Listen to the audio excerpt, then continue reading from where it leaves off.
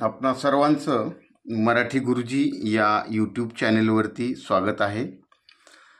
आपण या ठिकाणी अक्षर भारती मराठी या पाठ्यपुस्तकातील पाठ 4 उपास हा पाठ या ठिकाणी समजून घेणार आहोत. तर प्रस्तुत पाठाचे लेखक पु ल देशपांडे म्हणजेच पुरुषोत्तम लक्ष्मण देशपांडे. जन्म 1919 ते मृत्यू 2000 या साली झालेला आहे. तर पु ल देशपांडे एक थोर मराठी साहित्यिक, लेखक, नाटककार, कथाकार, दिग्दर्शक, प्रवास वर्णनकार, चतुरस्त्र कलावंत, सूक्ष्म निरीक्षण, मार्मिक आणि निर्मळ विनोद, तरल कल्पनाशक्ती आणि भाषेचा कल्पक व चमत्कृतीपूर्ण उपयोग करण्याचं कौशल्य हे त्यांच्या लेखनाचं विशेष आहे. तुका म्हणे आता तुझं आहे तुझं पाशी, अंमलदार, सुंदर मी होणार, ती फुलराणी इत्यादी स्वतंत्र आणि रूपांतरित नाटकं. त्याचबरोबर सदू आणि दादू, विठ्ठल तो आला आला इत्यादी एकांकिका संग्रह, खोगीर भरती, असा मी, खिल्ली, बटाट्याची चाळ, हसवणूक इत्यादी विनोदी लेखसंग्रह.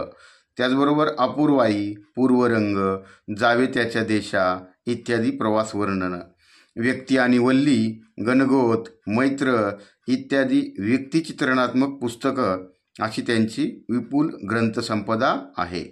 त्यांच्या व्यक्ती आणि वल्ली या पुस्तकाला साहित्य अकादमीचा पुरस्कार मिळालेला आहे आणि भारत सरकारने पद्मभूषण या पुरस्कारानं देखील पुलंना सन्मानित करण्यात आलेला आहे. तर मित्रांनो, प्रस्तुत पाठाचे लेखक पु ल देशपांडे यांचा हा अल्पसा परिचय. तर प्रस्तुत उपास या पाठामध्ये मध्यमवर्गीय व्यक्तीचा संकल्प आणि संकल्पपूर्तीत कसं अंतर पडतं आणि संकल्प करणाऱ्या व्यक्ती कशा हास्यास्पद ठरतात याचं मजेदार चित्रण प्रस्तुत लेखात पु ल देशपांडे यांनी केलेलं आहे. बघा, एक मध्यमवर्गीय व्यक्ती, मध्यमवर्गीय म्हणजे मिडल क्लास. तर या व्यक्तीनं केलेला जो संकल्प आहे, संकल्प म्हणजे काय, निश्चय किंवा निर्धार, आणि हाच संकल्प केलेला याच्या संकल्पपूर्तीमध्ये, पूर्ती म्हणजे पूर्ण करण्यामध्ये कशा प्रकारे अंतर पडत गेलं है ना, डिफरन्स पडत गेला, आणि संकल्प करणाऱ्या व्यक्ती कशा हास्यास्पद ठरतात याचं मजेदार असं वर्णन प्रस्तुत या पाठामध्ये केलेलं आहे. म्हणजेच काय, या ठिकाणी जे पु ल देशपांडे आहेत, या पु ल देशपांड्यांनी कोणता संकल्प केला आहे, तर वजन कमी करण्याचा संकल्प केला आहे. मग वजन कमी करण्याचा संकल्प केला आणि त्यांचे शेजारी है ना, त्याचबरोबर ते ज्या कार्यालयामध्ये काम करत होते त्या ठिकाणी असणारे सहकारी, त्यांची असणारी पत्नी, सर्वांनी त्यांना मग सल्ले द्यायला सुरुवात केली. आणि मग त्यांचा संकल्प पूर्ण न होता तो कशा प्रकारे हास्यास्पद ठरला आणि पु ल देशपांड्यांची कशा प्रकारे फजिती झाली याची मजेशीर आणि रंजक माहिती प्रस्तुत या पाठामध्ये लेखकांनी है ना अगदी खुसखुशीत भाषेत कथन केलेली आहे. तर हा झाला मित्रांनो पाठाचा है ना थोडक्यात परिचय. तर आपण या ठिकाणी पाठाला सुरुवात करूया. बघा, आता उपास म्हणजे काय तुमच्या लक्षात आलेलं असेल है ना. उपास म्हणजे एक प्रकारे उपोषण, म्हणजेच न खाता पिता उपाशी राहणे. तर बघा, आपण पाठाला सुरुवात करतोय. माझ्या खाजगी उपोषणाची हकीकत चाळीत जाहीर झाली आणि येता जाता ही माझी नाही ती भानगड आहे, उगीच हात दाखवून अवलक्षण आहे, पेललं नाही तेव्हा खाजगी झालं, अशी वाक्य माझ्या कानावर येऊ लागली. पण मी कोणत्याही टीकेला भीक घालणार नव्हतो. बघा, भीक न घालणे म्हणजे काय करणे है ना, त्या गोष्टींकडे दुर्लक्ष देणे. म्हणजेच है ना, जे टीकाकार आहेत, जे काही बोलतायत, तर है ना त्या गोष्टीला न जुमानणे. म्हणजेच लेखकांनी काय केलेलं आहे, उपोषण सुरू केलं आहे, म्हणजेच उपवास सुरू केला आहे. आणि त्यांच्या उपवासाची हकीकत आहे, म्हणजे जी घडलेली जी घटना आहे, त्यांनी सुरू केलेला जो संकल्प आहे तो सगळ्या चाळीमध्ये जाहीर झाला. आणि येता जाता लोक त्यांना काय बोलू लागले, नाही ती भानगड. भानगड म्हणजे काय, नसती उठाठेव है ना, उगीच हात दाखवून अवलक्षण. हात दाखवून म्हणजे काय, अवलक्षण म्हणजे काय, है ना, स्वतःहून एखादं संकट ओढावून घेणे. पेललं नाही तेव्हा खाजगी झालं. पेललं नाही म्हणजे काय आहे ना, सहन झालं नाही किंवा ते पेलता आलं नाही, अशी वाक्य त्यांच्या कानावर येऊ लागली. म्हणजे लोक येता जाता बोलू लागले. पण मी कोणत्याही टीकेला किंवा कोणाच्याही टीकेला भीक घालणार नव्हतो. 181 पौंड, बघा पौंड हे काय आहे, त्यावेळेचं मोजमाप आहे. जसं आपण आज म्हणतो 1 किलो, 2 किलो, 10 किलो, तर तशा प्रकारे पूर्वीच्या काळामध्ये पौंड हे एक वजन मापण्याचं आहे ना एकक होतं. रात्रंदिवस ते कार्ड माझ्या डोळ्यासमोर नाचत होतं. वजन कमी झालं पाहिजे या विचारानं माझी झोप उडाली. झोप कमी झाली तर वजन उतरतं या विचाराने मला त्याचंही काही वाटत नव्हतं. म्हणजे 181 पौंड हे वजन होतं त्यांचं. आणि लेखकाला हे ऐकून किंवा हे डोळ्यासमोर दिसल्यानंतर लेखकांना त्यांची म्हणजे झोप उडाली होती. त्यांना झोपच लागत नव्हती. पण त्याही गोष्टीत त्यांना एक समाधान वाटत होतं है ना, की वगैरे झोप कमी झाली तर वजन उतरतं. कारण बऱ्याचदा आपण म्हणतो बघा, घरामध्ये तुम्ही सुद्धा ऐकलं असेल कधी है ना, जास्त झोपत जाऊ नको, वजन वाढल, असं आपल्याला घरामधली जी वरिष्ठ मंडळी आहेत ते वारंवार बोलताना ऐकतात. मग त्यामुळं लेखकांना ते काय वाटायचं, बरं वाटायचं की झोप कमी झाली आहे म्हणजे निदान आपलं वजन तरी कमी होईल. मी पूर्वीसारखा गाढ झोपत नाही यावर पत्नीचा मात्र अजिबात विश्वास नव्हता. कारण तिला त्या गोष्टीचा विश्वासच नव्हता. कारण ती काय म्हणायची बघा, त्यांची पत्नी, घोरत तर असतात रात्रभर. बघा घोरणे, तुम्ही म्हणलं ऐकलं असेल बऱ्याचदा हा शब्द आहे ना, की झोपल्यानंतर येणारा जो आवाज आहे त्याला घोरणे म्हणतात. अशासारखी दुरुत्तरे मला ती त्या ठिकाणी नेहमी द्यायची. दुरुत्तरे म्हणजे काय, वाईट उत्तरं ती मला नेहमी द्यायची. रात्रभर घोरत तर असता.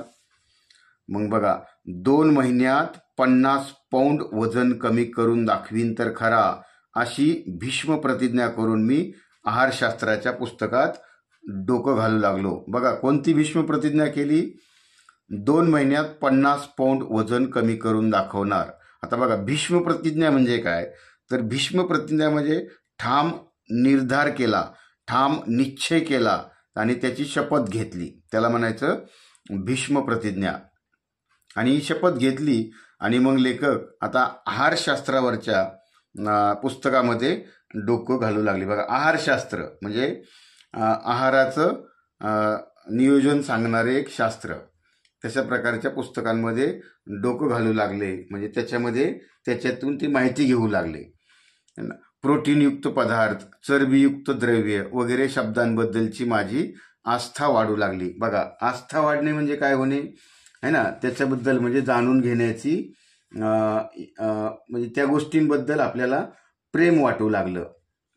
आणि बघा आता प्रोटीनयुक्त पदार्थ म्हणजे काय, तर प्रोटीनयुक्त पदार्थ म्हणजे आपण त्याला प्रथिने म्हणतो किंवा आपल्याला ते ज्याच्यामधून चांगल्या प्रकारची जीवनसत्व भेटतात, जीवनसत्व देणारे घटक म्हणजेच प्रोटीनयुक्त पदार्थ.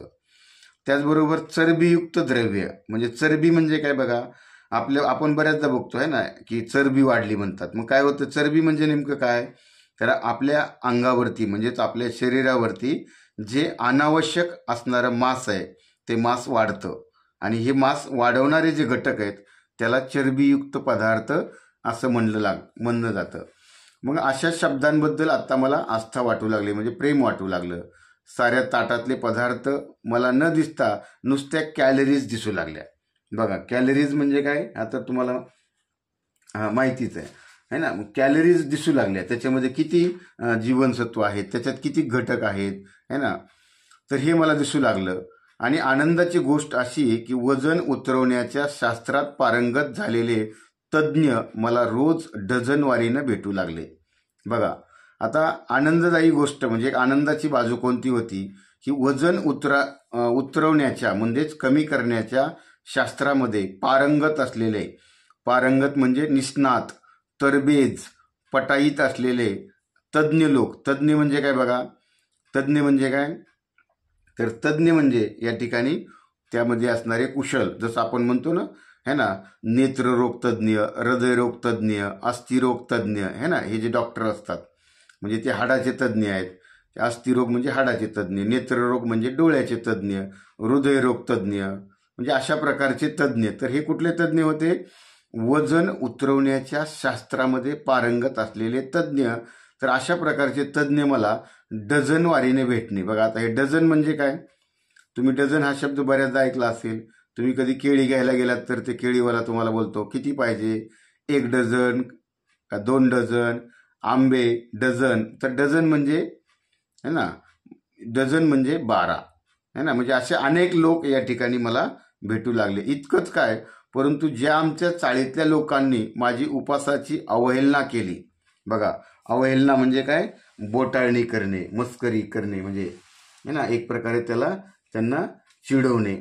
तर म्हणजे लेखक हे चाळीमध्ये राहत होते का, तर त्या उपासाची अवहेलना केली, थट्टा केली, मस्करी केली है ना, अपमान केला. तर अशा लोकांनीच मला डाएटचा सल्ला दिला. आणि या डाएटचा सल्ला देणाऱ्यामध्ये लेखकांच्या चाळीमध्ये राहणारे पहिले व्यक्ती आहेत या ठिकाणी सांगितलेले सोकाजी त्रिलोकेकर. म्हणजे हे लेखकाच्या चाळीमध्ये राहणारे एक रहिवासी आहेत. मग त्या सोकाजी त्रिलोकेकरांनी काय सांगितले बघा, तुला सांगतो पंत. आता हे पंत म्हणजे कोण? तर पंत म्हणजे पु ल देशपांडे. डाएट कर आणि पहिलं तू बटाटा सोड. बटाट्याचं नाव सुद्धा काढू नकोस. बघा, म्हणजे पहिला सल्ला पंतांना कोणी दिलेला असेल? बऱ्याचदा असा प्रश्न येतो बघा मित्रांनो, है ना. तर म्हणजे पंतांना पहिला सल्ला वजन उतरवण्याच्या बाबतीतला कोणी दिला आणि काय दिला, आणि त्यांनी कोणता पदार्थ सोडायला सांगितला? तर लक्षात ठेवायचं हे आहे ना. सोकाजी त्रिलोकेकर यांनी डाएटचा सल्ला दिला आणि त्यांनी बटाटा सोडायला सांगितलं. म्हणजे बटाटा जर सोडच, पण बटाट्याचं तुझ्या तोंडामधून तू नावसुद्धा काढू नकोस. हो, म्हणजे कुठं राहता म्हणून जर तुला नेक्स्ट कोणी विचारलं तर चाळीत राहतो म्हणा. बघा, म्हणजे काय? कारण लेखक हे ज्या चाळीमध्ये राहत होते त्या चाळीचं नाव आहे बटाट्याची चाळ, है ना. मग त्या ठिकाणी आता तू बटाट्याचं नाव सुद्धा घेऊ नको का, तर सोकाजी त्रिलोकेकर यांचं काय म्हणणं होतं की बटाट्यानं माणसाचं वजन वाढतं. मग जर तुला कोणी विचारलं तर फक्त चाळीत राहतो असं म्हण, बटाट्याची चाळ सुद्धा म्हणू नको. वजन वाढेल है ना. खी खी खी खी जणोबा रेगे या इसमाला काय म्हणावं हे मला कळलं नाही. आता बघा, हे या ठिकाणी जणोबा रेगे असणारे पुढचे गृहस्थ आहेत है ना. इसम म्हणजे व्यक्ती. या व्यक्तीला मला काय म्हणावं तेच कळत नाही. नेहमी तिरकं बोलायचं म्हणजे काय? बघा, तिरसट बोलायचं म्हणजे सरळ मार्गे उत्तर न देणे है ना. आपण एखाद्याला है ना चांगल्या भावनेनं किंवा चांगल्या मनानं एखाद्याला काही विचारलं तर अशी समाजामध्ये माणसं असतात है ना, की ज्यांना फक्त तिरकं बोलायची सवय असते. म्हणजे तिरसटपणाचे त्यांचा मूळचा असतो, तशा प्रकारचा स्वभाव असतो. पण सोकाजींनी त्याला परस्पर जामून टाकलं. काय म्हणले बघा सोकाजी, ए इडियट, सगळ्यात गोष्टीत जोक काय मारतोस नेहमी? मी सांगतो तुला पंत, तू बटाटा सोड. आणि मी काय काय सोडलं असता माझं वजन घटेल याची यादी बटाट्यापासून सुरू झाली. बघा, आता लेखकाची यादी सुरू झाली. आता वजन तर कमी करायचं आहे, मग आता कोणकोणत्या गोष्टी सोडल्या पाहिजेत, तर यांनी यादी म्हणजे लिस्ट जर काढली गेली तर ही यादी बटाट्यापासून सुरू झाली. बटाट्याचं ठीक आहे, पण पंत आधी भात सोडा, एक सल्ला है ना. एक जणांनी असा सल्ला दिलाय. काय सल्ला दिलाय? बटाट्याचं राहू द्या हो, पण तुम्ही काय करा, आधी भात सोडा. भात सोडा म्हणजे भात खायचा सोडा. भातानं थोडंच लट्ट व्हायला होतं. आमच्या कोकणात सगळे भात खातात, कुठं आहेत लट्ट? तुम्ही डाळ सोडा. बघा, काशीनाथ नाडकर्णी नावाचे एक त्यांचे चाळीमध्ये राहणारे गृहस्थ आहेत. तर त्यांनी काय म्हणतात, अहो भाताने कुठं वजन वाढतं, आणि जर भाताने वजन वाढत असतं तर आमच्या कोकणामध्ये सगळे दररोज भात खातात, मग ते आहेत का लठ्ठ? म्हणजे भाताचा आणि लठ्ठपणाचा काही संबंध नाही. तुम्ही पहिली गोष्ट काय करा, तुम्ही डाळ सोडा. हे काशीनाथ नाडकर्णी यांनी सल्ला दिलेला आहे. पुढं बघा है ना. मुख्य म्हणजे साखर सोडा. मी सांगू का? मीठ सोडा, लोणी तूप सोडा. एका आठवड्यात 10 पौंड वजन नाही घटलं तर नाव बदलीन. आमच्या हेड क्लार्कच्या वाईफचं घटलं. बघा, काशीनाथ नाडकर्णींनी डाळ सोडण्याचा सल्ला दिला. पुन्हा एक जण समोर आला, म्हणला साखर सोडा. दुसरा म्हणतोय मीठ सोडा. तिसरा काय म्हणतोय लोणी तूप सोडा. आणि त्यांनी पण या ठिकाणी है ना, तुम्ही लोणी आणि तूप खायचं सोडल्यानंतर तुमचं एका आठवड्यात 10 पौंड वजन नाही घटलं तर मी स्वतःचं नाव बदलीन, मी स्वतःचं नाव तुम्हाला सांगणार नाही, असा एक ठिकाणी त्याच ठिकाणी है ना सल्ला दिलेला आहे. मग पुढं बघा है ना, आता बाबू काका नावाचे गृहस्थ आलेत. ते काय म्हणतात बघा, तेल आणि तळलेले पदार्थ आधी सोडा. त्याचबरोबर दिवसा झोपणं सोडा. खरं म्हणजे पत्ते खेळायचं सोडा. बसून बसून वजन वाढतं है ना. मी मात्र या सर्व जणांचं ऐकून मनाचं करायचं ठरवलं होतं आणि पहिला उपाय म्हणून मी आहार परिवर्तन सुरू केलं. बघा है ना, म्हणतात ना, ऐकावे जनाचे करावे मनाचे. अगदी त्याप्रमाणे लेखक म्हणतात की आता मी सगळ्यांचं ऐकायचं आणि स्वतःच आपल्या मनाचं करायचं मी असं ठरवलेलं.